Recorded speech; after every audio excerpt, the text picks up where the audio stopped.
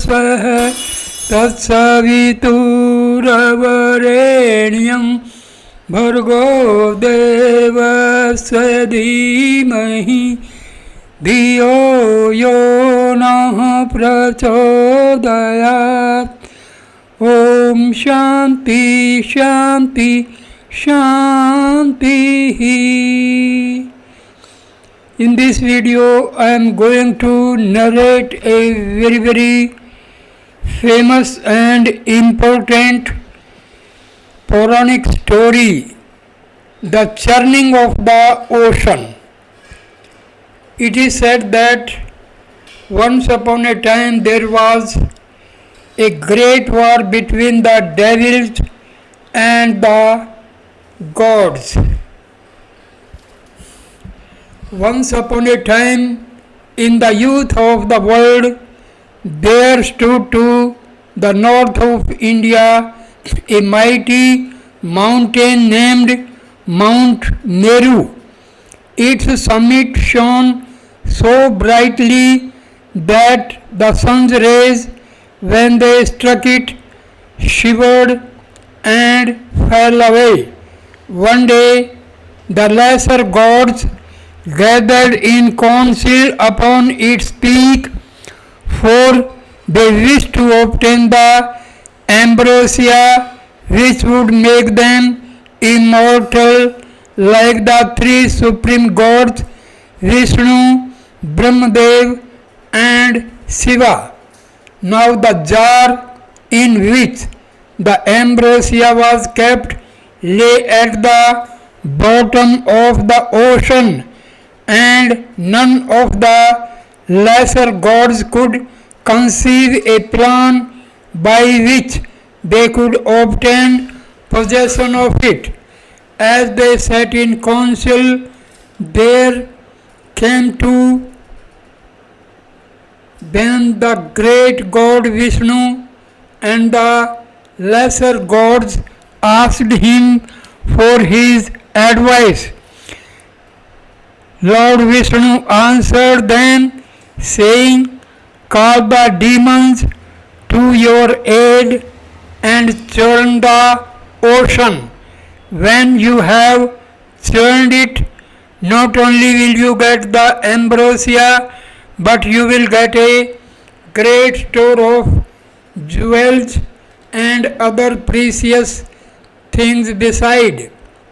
The lesser gods followed the counsel of Lord Vishnu, left the summit of Mount Meru and withdrew to another great mountain named Mount Mandara. Its peak was not resplendent like that of Mount Meru. Its sides were covered with dense forest through which roamed elephants and lions, tigers and leopards. The lesser gods seized the great mountain and tried to uproot it so that they might churn the ocean with it, as the Lord Vishnu had advised. But although they strove their utmost, the great mass of mountain Mandara moved not a hair's breadth. The celestials, finding their strength unequal to the task, sought out the great gods Vishnu and Brahmadeva. Great lords, they said, tell us, we pray you, how we may uproot Mandara mountain, for without it we cannot churn the ocean and win the ambrosia. Lord Vishnu called to him Vasuki, the king of the snake people, and said to him, O snake king, the command that I lay upon you is this: go with the lesser gods and help them uproot Mandara mountain.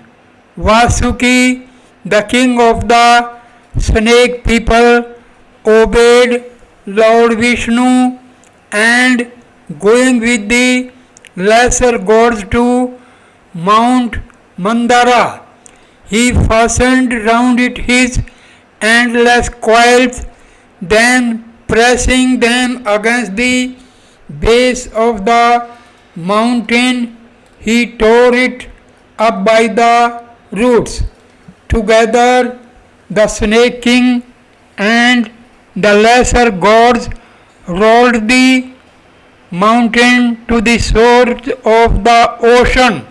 Lord Ocean, they said, we desire the ambrosia which lies fathoms deep below your surface, and to win it we shall churn your water with the Mandara mountain.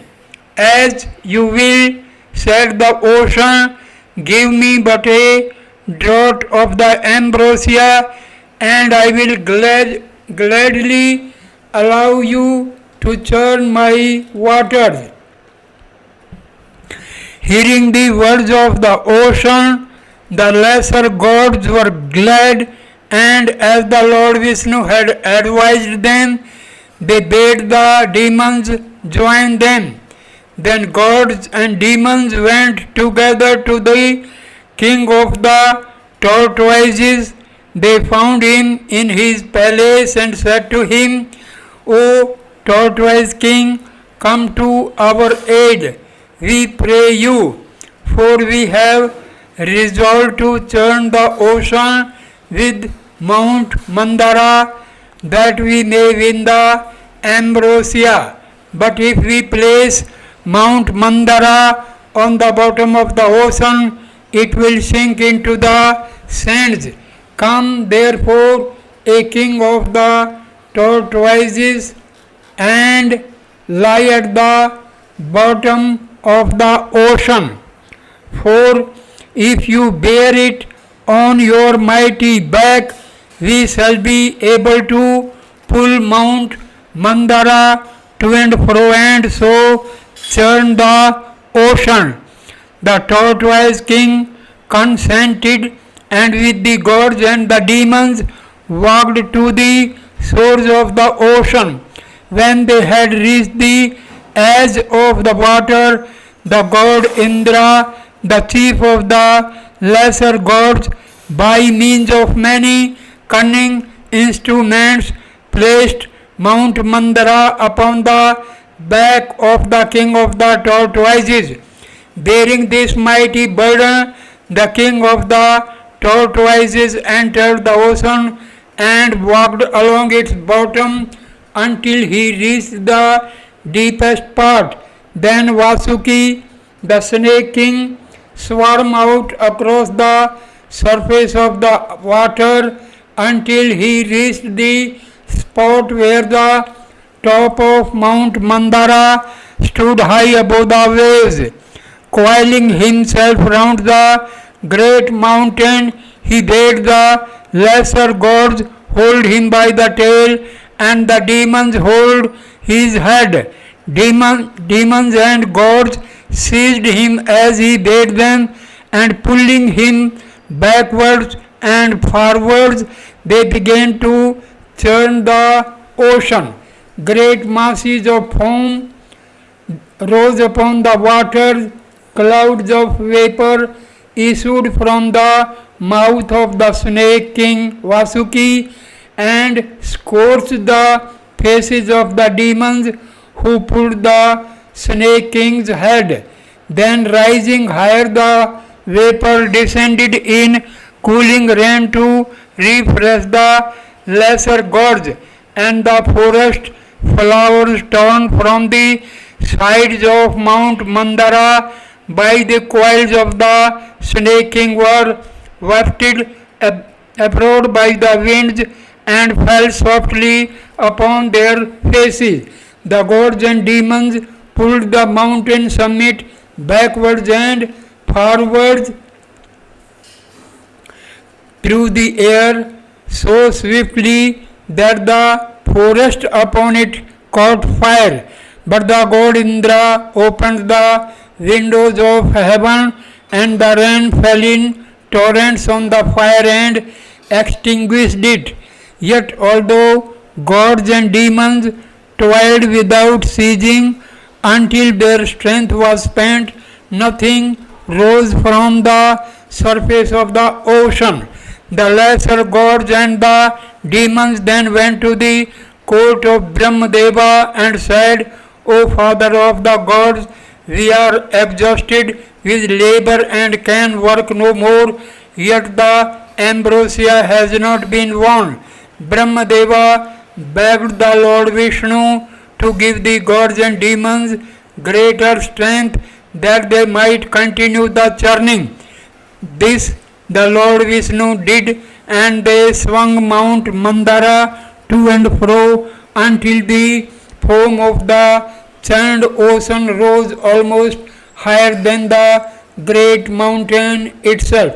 At last, a pale yellow disk began slowly to rise from the ocean. It rose right out of the waters, high into the sky, and ever since, as the moon has at night time shed its pale light over the earth. Next there rose from the waters an elephant larger than mortal mind could have imagined. Two enormous white tusks stretched many yards in front of him.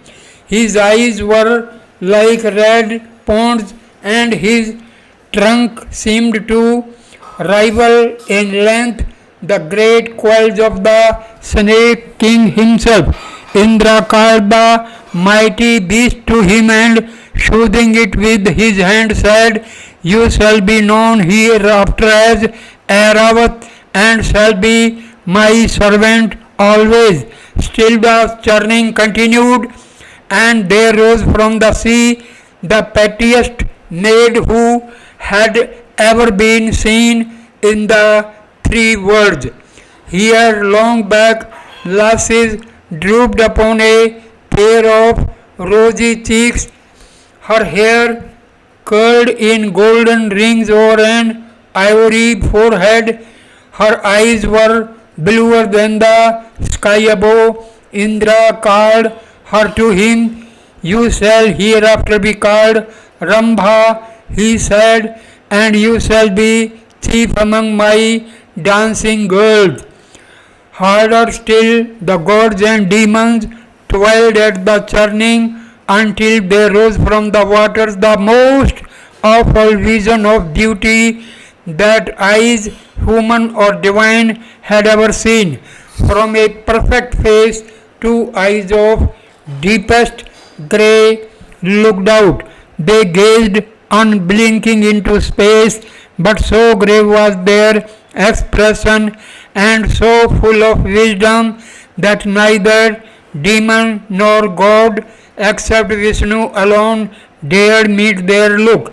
A moment later, aiming an odd hush, Vishnu stepped forward and took the lovely woman by the hand. You shall be called Lakshmi, he said, and you shall be my queen. Backward and forward swung Mount Mandara. Then from a distance the gods and demons saw a fair woman coming towards them. In each hand she carried a jar, but when she came close, they saw that her expression was evil and that great lines marred her features and that black pits lay under her eyes. They let the strange woman pass, and she made her way to the dry earth. There known as Sura or the wine goddess, she had dwelt ever since. Again they churned until there rose above the waves a pure white horse. It was the most beautifully shaped horse that has ever lived on earth before or since. It swam through the billows until it reached the shore, when it thundered out of sight at full gallop. Let its name be Uts Utsarva, said Indra, and the gods and the demons once more bent to the churning. Then there rose above the foam the most marvelous jewel that eyes have ever beheld. Set in a vast plate of gold were emeralds like the green pools of an Indian village, and sapphires like the blue lakes in the Himalaya mountains. Vast rubies shone out of masses of diamonds, huge as rocks of crystal. The Lord Vishnu stepped forward and fastened the sea jewel round his neck. There known as Kostambha, it has hung ever since. Still they churned the gods and demons until a strange ripple spread over the waters and a terrible stench rose from it. The head and tail of the giant snake dropped gracefully out of the hands of the panting churners. Even Vasuki's eyes became dull and his coils began to slip inertly off mountain Mandra's side. Suddenly the god Shiva placed his mouth on the waves near the ripple and sucking it in saved the three worlds. For this was the terrible wish, the poisonous fluid which overlaid the ambrosia to guard it. If the Lord Shiva had not drunk it, it would have destroyed alike the lesser gods, demons, and man.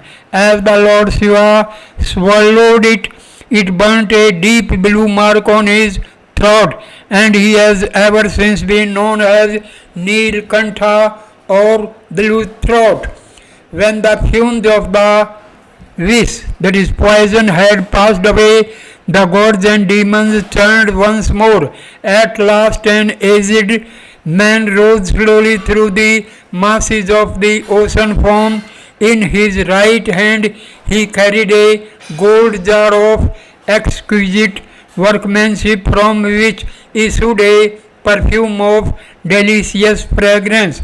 At the sight of the aged man, whom they knew to be Dhanvantri, the demons snatched the ambrosia from his hands, trying to rob the gods of their share. But the Lord Vishnu took it back from them, and to punish them for their greeds, he poured out the ambrosia to the gods only, who drank it and at once became immortal, while the demons who drank none of it have remained mortal to this day. But one of the demons, Rahu by name, took the form of a celestial and deceiving the Lord Vishnu received a draught of ambrosia. As the demon drank, the sun god pierced his disguise and told the Lord Vishnu of his deceit. Vishnu, lifting his discus, shore off the head of Rahu with it before the ambrosia passed his throat. Rahu's body fell to the ground and being mortal soon rotted, but his head, having taken the ambrosia, is immortal and still endures. But because the sun god detected him as he drank the divine liquid and told Vishnu, Rahu's head bears to the sun god an undying hatred. Sometimes he steals up unperceived close to the bright sun god and with a single bite swallows him. But because Rahu has no body, the sun god in due course reappears through his enemy's throat and once again begins to shine upon the earth in all his former splendor. And then men gather together and say that there has been an eclipse of the sun. At this point, this video is completed. Thank you for watching this video. Namaskar, my dear friends. Thank you. There is another story. When the ambrosia came on the surface of the ocean, there was fight between the gods and the demons. Demons, they were strong and they defeated the gods. Then gods, they approached Lord Vishnu. Lord Vishnu devised a plan. He took the form of a very beautiful woman known as Mohini. Mohini started dancing with a sweet music, and all the demons, they were spellbound. They were lulled by Mohini's dance, and slowly Mohini started moving away and the demons followed her. By the time gods, they got chance and they consumed the ambrosia, but in a deceitful manner, one of the demons known as Rahu took some drops of ambrosia, but he was caught immediately, and only drops of ambrosia reached his throat and other body parts remained mortal. So he was finished. Only his head, throat, etc.